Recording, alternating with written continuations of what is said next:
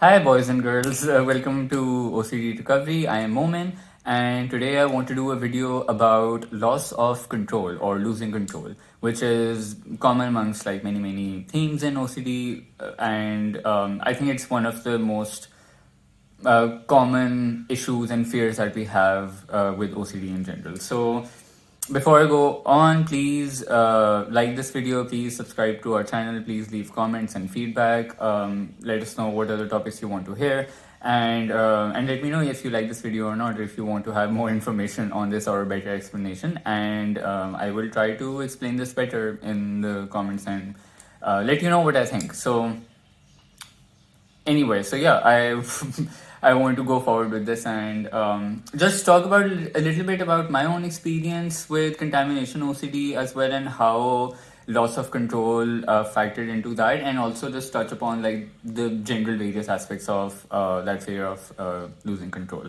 By the way, I trimmed off my beard because I was just getting annoyed with having so much hair on my face, but I don't like the look of not having a beard, but I like the feeling of not having a beard. So anyway, just a fun fact about my life. Anyway, so yeah, loss of control is perhaps like a running aspect in many themes, and anything that makes us feel like we do not have control over, and anything that makes us feel that we do not have any control over it. It might make us panic, it will heighten our anxious responses, and we might start to think, oh my god, that now things are going to go bad, life is getting out of control, this will happen, this will happen, this will happen. Like our brain starts to go in all sorts of different directions, and that's when we feel the need to immediately somehow fix the situation or do something about it, because it's like if you're sitting in a building and the fire alarm is going on, you won't, it would be extremely difficult for you to just sit over there in the building and be like, okay, I think I'll be safe. I mean, obviously the alarm is going off, so you will immediately be in panic mode. However, that's with OCD, that's exactly what you have to do. You have to like kind of just sit in the building, even if the fire alarms are going off. You don't have to run outside. That's how you really are able to show yourself, okay, it was a false alarm.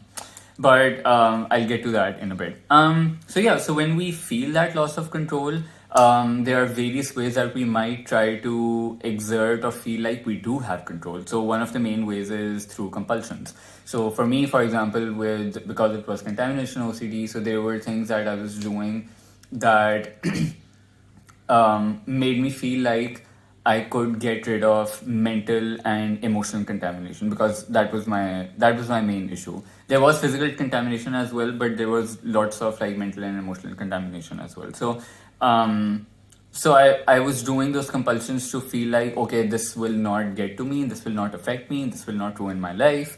If you have ROCD, for example, and if you are feeling like you don't have control over your partner's love, you might ask them for like reassurance that, oh, are they cheating on you, or are they starting to love somebody else? You might feel like your emotions are not in your control, so you might start even confessing that, for example, that, oh my, I think I don't love you, and just by getting that off your chest, you are able to somehow feel like you have control over your emotions, because if you're keeping them to yourself, you are letting them fester, and letting them fester means you are letting them out of control, and therefore I will start not loving my partner, and therefore we will lead to a breakup, and I'll be alone and unhappy. So there are like compulsions, there's reassurance seeking, there's confessing. Compulsions can be physical, obviously, but they can also be, for example, mental as well. So if you feel like you are constantly getting lots of intrusive thoughts all day long, which happens if especially if you're suffering chronically, you might do lots of mental compulsions to get rid of those intrusive thoughts, because letting those intrusive thoughts be there, letting your thoughts just float through you, that makes you feel out of control, because you are thinking that you must be able to manufacture and curate your thoughts, and that's how it's supposed to be. And anything that happens without your permission and consent in your head, that's just that's just not on, that's not allowed, that's illegal, that needs to be taken care of immediately. And then there are certain responses that you might start having. You might have start having like sensory loss of control as well. So, for example, like with POCD or other like sexuality related themes, you might feel arousal, you might feel intrusive urges. At times, generally, any kind of high anxiety responses also, like a lot of people say that my brain is just firing in different directions. Some people I've also heard, they also describe it as, they say that I felt like my body was like almost, there was this burning sensation in my body that they have. So it might be that, or your body might buzz with like a lot of anxiety. That's how I experienced it. I felt like my body was like just constantly vibrating like at like high speed. There were like a million little mini vibrations in my body that felt like my body was buzzing when I used to feel highly anxious. So, and that might make you feel out of control, that your body is out of control. You're not able to. It's acting out of accord. It's not acting according to how you wanted to act. So basically, we do all of those things to restore peace, restore what's that word, equilibrium. That's, yeah. So when you're feeling that loss of control in any form, you do compulsions, reassurance, confessing, or any other kind of whatever kind of activity you do to immediately fix that, to restore equilibrium and peace in your mind, body, and soul. And so and immediately when you are able to somehow, sometimes, I mean, obviously compulsions, they give you like a false sense of short-term relief. So once you are able to do that, you think, okay, this is the way to exert control once again. But what's really important over here is that you need to ask yourself, like, if I ask you, okay, why don't you like, what happens if you lose control? You might say, oh, I just don't like losing control. But especially if you're suffering in a chronic format, and if like thoughts are not able to unlatch, or anxiety is not able to unlatch, and OCD is still there, just like constantly driving your entire life, it's really important to go beyond just saying, oh, I don't like losing control, or I don't like being not in control. So ask yourself, why do you not like losing control? So, and that might vary from person to person. So for someone with harm OCD, they might think that, okay, if I lose control, that means I might like stab my parents. Or someone might think, if I lose control, that means I might develop schizophrenia or some other kind of like psychosis or something. Contamination OCD that overlaps with health OCD, you might think, if I lose control of my cleanliness, then that means I will not be able to stay healthy and safe, and I will fall ill. So there are various reasons as to why you might not feel comfortable losing control. And if you go even beyond that point, like if you look at, okay, what will happen then if all those things happen, you might think, okay, I might go to jail for the rest of my life, or I might lose my relationships because people will start judging me, or they will abandon me, they will not like me anymore, I will not be accepted by people or my family anymore, and I will lose that, I'll be alone.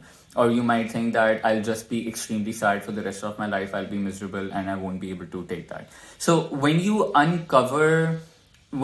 go beyond that, you start to see that, okay, it's not just about that fear of losing control, it's really actually about what will happen as a result of losing that control.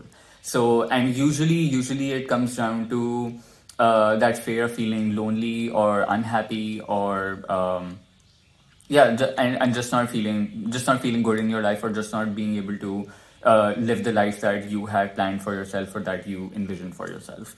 And that's where disputing really helps us. I mean, exposures also, obviously, those are exposures and disputing, they both go hand in hand, because exposures are you facing your fear, And exposures, I would say, in fact, also become a form of disputing in that sense, because by showing yourself that your fear is just exaggerated and it's not truly harming you, you are therefore able to really believe that disputing and that rational thinking that, okay, I mean, what I'm trying to dispute is, you start to prove that to yourself through exposure. So that's why it's really beneficial if you do both of those, like, kind of simultaneously as you go along your recovery journey. So, but ultimately, like, when we uncover, like, what's behind that fear of losing control, what's the other, like, thing that you're actually afraid of will happen as a result, you start to see that it's basically your brain being fiercely, to an unhealthy level, in fact, being overprotective of the happiness and peace that you have in your life right now. So if you are married and if you have, like 2, 3 children and everything is going great, you have a happy marriage, there's no conflicts, you get along with your partner's family, they get along with your family, you have a great job, you have a great house, everything is going great. That's at times like the perfect recipe for OCD to just come in and be like, hey, you know what, your life isn't great because look at you. You have, like, I don't know, you have intrusive urges, you have sexual urges towards that person or this thing, and therefore you are like a terrible person. So yes, so you're because you start to cherish that kind of peace and happiness in your life and that equilibrium that you think you have in your life. OCD will come in and try to sabotage that, and your brain goes into like fierce overprotective mode, and it's so much so that it starts to actually make you unhappy. Because look, I mean, if you don't work on recovery and for 10 years you are just in constantly fierce overprotective mode of, like, just defending and safeguarding your happiness, look at where that gets you, because ultimately you are then just anxious, on edge, constantly 24/7 all the time. You don't feel at peace, you don't feel happy, you're not able to enjoy things, to the point, in fact, you also become emotionally numb because you are constantly just like in proactive mode that I must keep this the way it is, I must keep this the way it is. But then you are actually then you are aiming for happiness and you're trying to protect your happiness, but actually you, in doing so, you are also um, suffocating your happiness actually. So try to think of it that way as well. I mean, and I'm not blaming you, because obviously you don't realize what's happening, and OCD does make it feel absolutely as real as it can get. You feel like your fears are absolutely real. Your fears are just like a second away from coming true, and you must do something about them. And it takes a lot of time for people to even identify that what they're going through is OCD. It's not like a real concern. It's OCD. So obviously,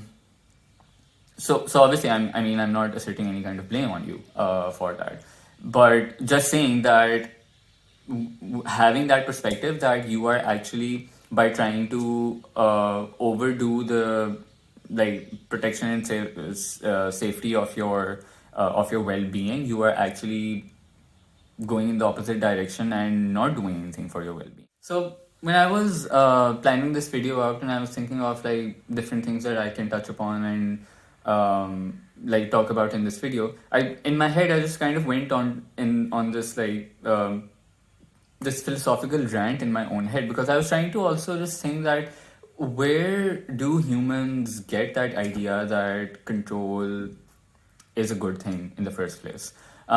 So even if you don't have OCD, even if you're not someone who suffers from OCD, I was just thinking about this, and this is just my personal opinion. Obviously, it's not like grounded in fact or anything, but I mean, you can pitch in with what you might think about this.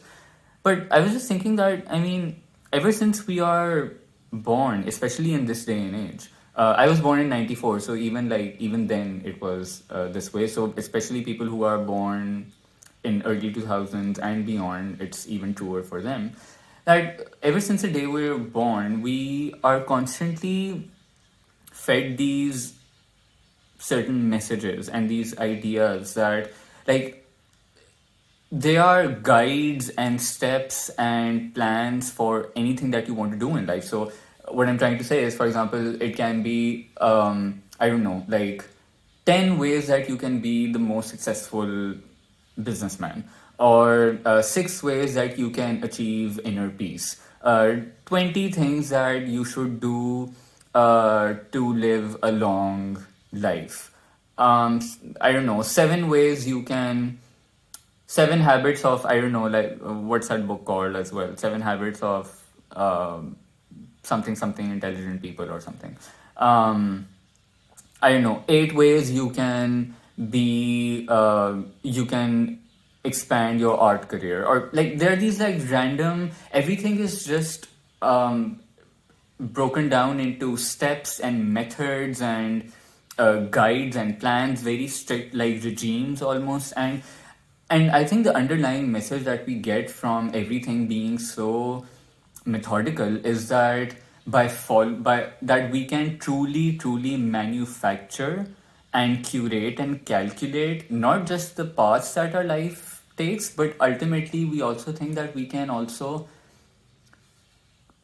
control and manufacture our emotions as well as a result. Because obviously, when we achieve all these things so methodologically, that means that we can also then achieve emotional success, um, just as methodologically as well. And that's, I think, also why the OCD journey is so frustrating for people as well, because they try all these, because the OCD journey is so just like up and down and all over the place, and there's so much trial and error that needs to be done to recover. But because you are following all the prescribed methods and you're doing everything, but you don't see immediate results, you don't see that optimum functioning. And also, I mean, to that point, actually, not just do we have these guides and these plans to everything, there's also this like this hyper consumerist kind of culture that we are surrounded with all the time, where and we are always talking about, again, like optimum functioning and like optimum pleasure, optimum utility of things. And that's how we put that equation onto like our thoughts and our emotions as well, that those must be exactly like that, exactly to our desire as well. And that's where we, I think, just end up in this trap of just like making that false equation, and just feeling lost that, but we are doing everything, why am I not feeling great? It's just one of those like television shows as well that you see, which I do think is true to quite an extent, where someone who is like extremely successful, they have like a great wife, they have great kids, and a great they are rich and they have everything they want in life, but they feel just unfulfilled. Because again, I think we just have these false notions about how we can achieve like control, because all of these things, I think, ultimately they all these methods and all these steps that are laid out for you, I think the inherent messaging that they are trying to give you, or I mean, they're not intentionally giving you this messaging maybe, but I think what our brains derive from that is that you can exert absolute control and make your life go exactly the way that you want it to in every single aspect, physical, geographical, mental, emotional, romantic, sexual, in every single sense. And I was actually like thinking about this as well, like if you cut open a body, if you were to cut me open right now, what you would see is, like, you can see obviously my organs, you can see blood and flesh and bones and like whatever goes on, veins and arteries and whatnot, whatever goes on in the body, you'll see all of that. But and maybe you can do something to my inner physical body that can maybe make my body function in like an optimum way, maybe. But what you cannot see is, you cannot see emotions, you cannot see thoughts over there, and you can also not see sensations. in my inner body anywhere. If you cut open any part of my body, you won't be able to see any of that. And because it's not tangible, therefore it cannot be controlled. It cannot be controlled in any way at all. And wait, let me actually turn the lights on. I think it's getting a little dark. Just a second. Yeah, I think it's better now. Anyway, yeah. So, what was I saying? I was talking about cutting my body open. So yeah. So I think like that's one way that we can really look at and get that perspective that our feelings, thoughts, emotions, those are things that we cannot hold. Those are things that will, in many aspects, just happen on their own. And they will go in all sorts of different directions. And what our job is to, like, we can just sit and observe them. And because when we just observe them without assigning any kind of judgment, or because with OCD that's what we immediately do, we immediately assign very strong judgment to immediate, like, oh, I thought this means that, you know what, I am this like awful person. If I think this, that means I am the best person, so I must like aim for that. So if we just sit and observe our thoughts and we just look at how they're going about, if they were to appear in front of us in patterns, I think that's what we would just observe. That's just what we would see, patterns. We would not see it as good, bad, evil, heroic, or any of those things. And I think that's where, as far as I mean, look. So obviously, what I'm saying that it's not that you cannot influence your emotions, because so obviously if we are with OCD, we think and feel in very, very chronic formats to the point that it's not helpful for us. So obviously we need to do things like exposures and like change our perspectives on things and dispute to slowly start shifting our view of reality to a more like realistic, rational approach. And because right now in our heads it's completely skewed right now. So obviously, I mean, I'm not saying you cannot influence it to be more in tune with how the world functions. But what I'm trying to say is that ultimately, I think that's one of the practices that we can do, where we just become observers of our own selves and how our mind and body and feelings and emotions function. And that's where we can start to just really, I think, absorb and slowly start to also believe the fact that we are, and be humbled with the fact that we cannot, like, the universe is not ours to curate and like manufacture. We cannot curate, calculate, control any of it, and it's just happening. Many of these things are in fact just happening to us.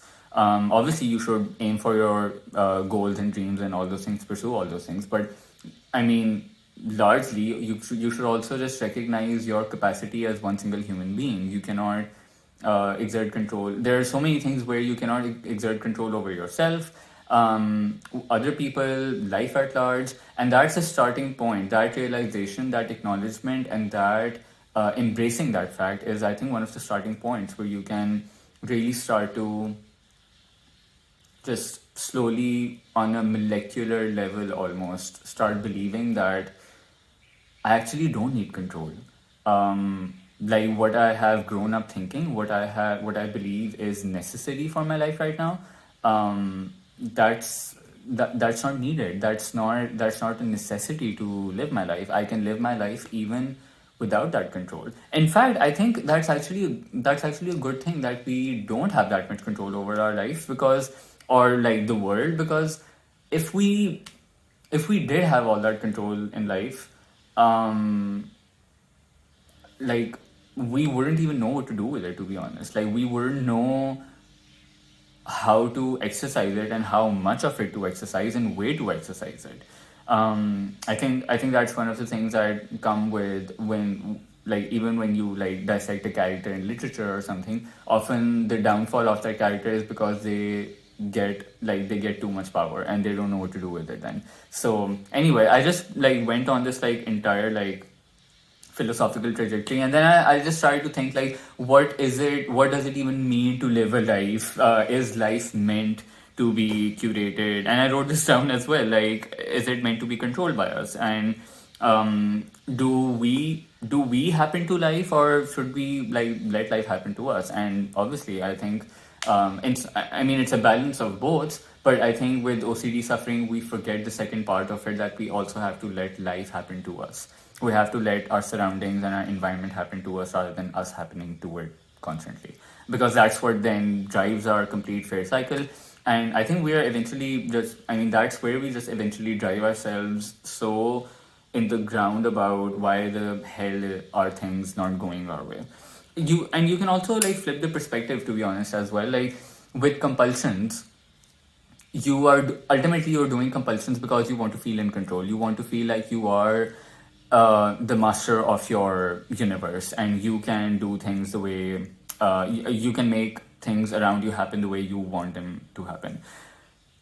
But actually, you can instead of being having control over your surroundings, I feel like by performing compulsions, it can also be viewed as you not having control over yourself or over your surroundings. In fact, because you are with compulsions, we are acting in almost autopilot mode, and we are doing things. I remember specific moments where I was just like doing compulsions even though I seriously did not want to do them. My body did not want to do them. My brain did not want to do them. But I was just functioning on autopilot, and it was that feeling that I'm not in control at all of my body, of my life, of anything. So even if you perform compulsions, right now you might feel like, oh no, doing compulsions makes me feel like I have this tight control over everything. But you can also flip that perspective and see that actually that can also indicate that you do not have control over yourself, and you are out of control.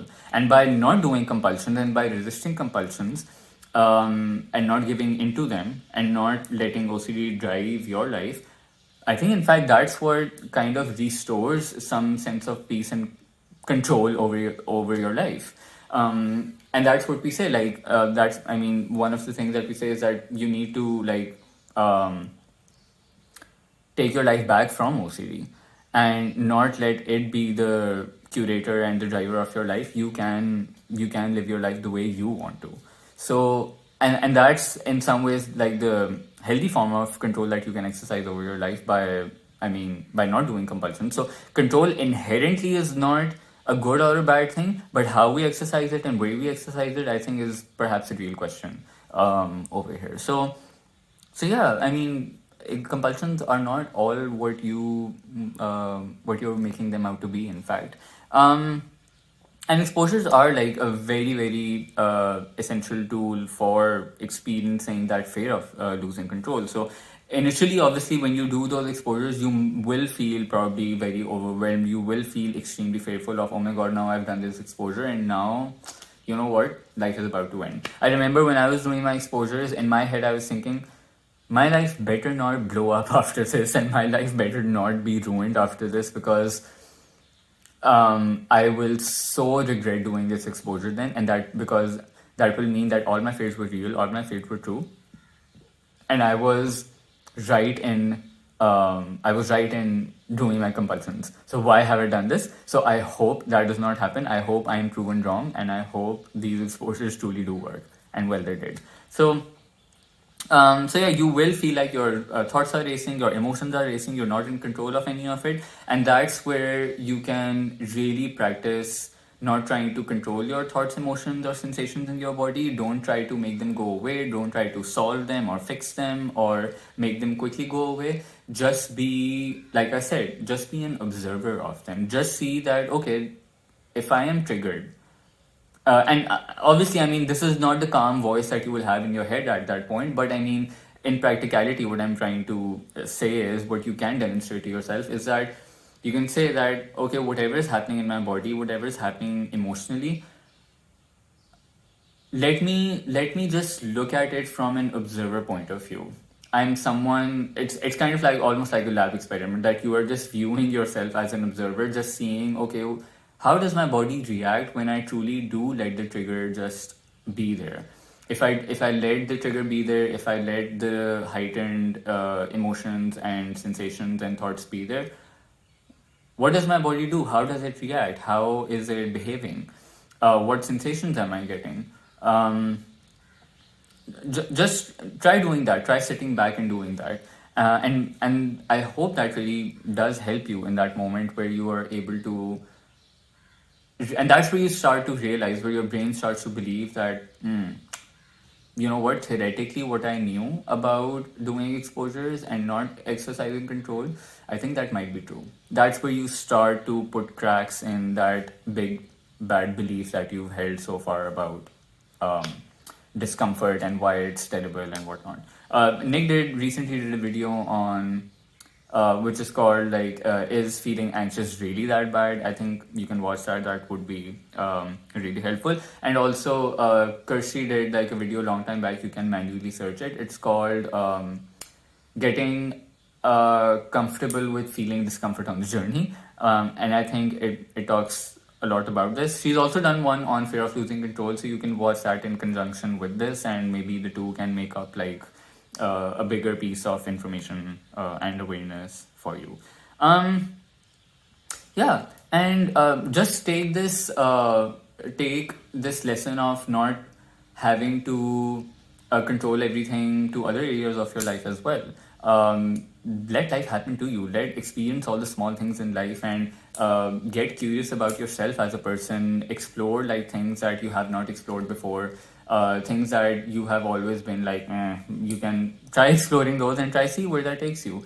I genuinely feel like that's where we start to experience life again, the little pleasures in life, because I think especially with OCD, because we think in such like 0 or 100 format, we are always waiting for that big moment of ultimate joy and happiness and pleasure. But I think life is actually less of those moments and just made up of more just little pleasures every single day. I think during the pandemic, one of the things I found out that apparently I do enjoy watching is cows' feet getting trimmed. If you you can watch like the Hoof GP on. It's a really great channel, and it can get a little bit gory at points where like the entire soul of the cow has to get peeled off because they have an infection or something, and sometimes there's blood as well. And I used to be someone who thought I could not stand any kind of sight of blood or any kind of like surgery or operation, but I've actually enjoyed those videos quite a lot, and I've binged on those videos during the pandemic. So I mean, I'm not saying that that's what you should aim for watching surgeries, but what I'm saying is like different things bring different kinds of satisfaction to people. I was not into reaction videos, so like people listening to music or music videos and reacting to them on YouTube. That's something I've recently gotten into, and I've binged a lot of videos on that topic. And I've really enjoyed that. I did not think I had the patience for watching someone watch something and reacting to it. I was like, what's the point of this? And just 3 days ago, I've discovered a new thing on YouTube, which is people like really genius people solving extremely difficult Sudokus and other puzzles. So I don't know. I mean, I'm not saying that. What I'm trying to say is that I think these are the little things that give you joy and put a smile on your face on a daily basis, and I think that's what we should aim for. Not like even if you like are, for example, you think if I get married, everything will be okay. I mean, you might be on that emotional high for a few months, but then beyond that point, it just becomes part of reality, and you don't feel that emotional high anymore, and then you start to chase for that other big high. So that's what I mean. I mean, life is not made up of these big highs. It's like a series of just like small little pleasures and joys in your daily life. Again, I don't know why I just really wanted to like go on this like philosophical, I think, tangent, because I think that's how this topic was also formulating in my head, and I thought I would give it a go and see where that takes me. One more thing, I think this is also an important perspective to have. I think because we grow up thinking that exerting control is what will get you to all the ultimate happy places, but That's far from reality because and I've seen this not just with my life but with so many other people's lives as well. So I had this very up till I think maybe 2017, I had this like very very fixed idea of where I wanted my life to go and where what I wanted, what things I wanted to happen to me in life. And therefore, what I was doing was I was just so hyper focused that I was completely blocking out any other possibility of any other things happening in my life. And this I'm saying in with regards to my academic and my professional paths that I want to take in life. And because of doing that, I was letting go or not even noticing these other opportunities that I was having in life. But once I started to get flexible about what my goals in life and what I wanted out of my career or my studies, honestly, like I started to notice and see all these other opportunities that I thought, okay, maybe this also might work for me, and maybe I should give it a go. And to be honest, like my life has not gone like in the past many years. It's not gone the way that I had initially thought I wanted it to go. And I'm actually happy because I've gotten to explore options that I wasn't exploring before, and those have led me to where I am today. And I'm actually happy with those choices, and I'm very satisfied with my academic and professional choices that I've made as a result. So again, because I was trying to so forcibly control everything, all my life circumstances, that I was letting go of other things that I thought could bring me a fulfillment. And once I started to like go down those paths, those offered me fulfillment as well. So I would suggest you even do. I mean, take that need to control life. I mean, not controlling life. Take that to other areas and aspects of your life outside of OCD and anxiety as well. I think it's just really just beneficial in all areas of life. And one last example that I want to quote is also because it's like happening right now currently, is just last night we found out that my youngest aunt actually has third stage cancer. And that's obviously just shaken us all, and it's been a shock, and it's made us all just very sad and concerned, of course. And it's not the best news to receive. And my aunt was someone who lived a very, I mean, she was one of those very very disciplined people who sleep at a certain time, wake up at a certain time, who have a very like structured life. They eat very certain things. They know what works for them, what doesn't work for them. They exercise. They keep themselves healthy. They do everything on time. They are extremely punctual. Like she was that person. She was just very disciplined in all areas of life and everything. And she had a very fulfilling, full, happy life. And this was something that just came out of the blue because like nobody expected it to happen that way. And so what I'm trying to say is that no matter how much control you do end up exercising over your life, and no matter how much you think that like just very careful control is actually a good thing and will lead you to all the good places, like ultimately there are so many things that you really cannot control, and they will just happen on their own, unexpectedly. So I mean, yeah, I mean control, complete control or complete loss of control, either of the two do not guarantee anything in life, really. And I think maybe that's because of this news that we received. I think that's also one of the reasons why I was just thinking about loss of control on this very life philosophical level as well.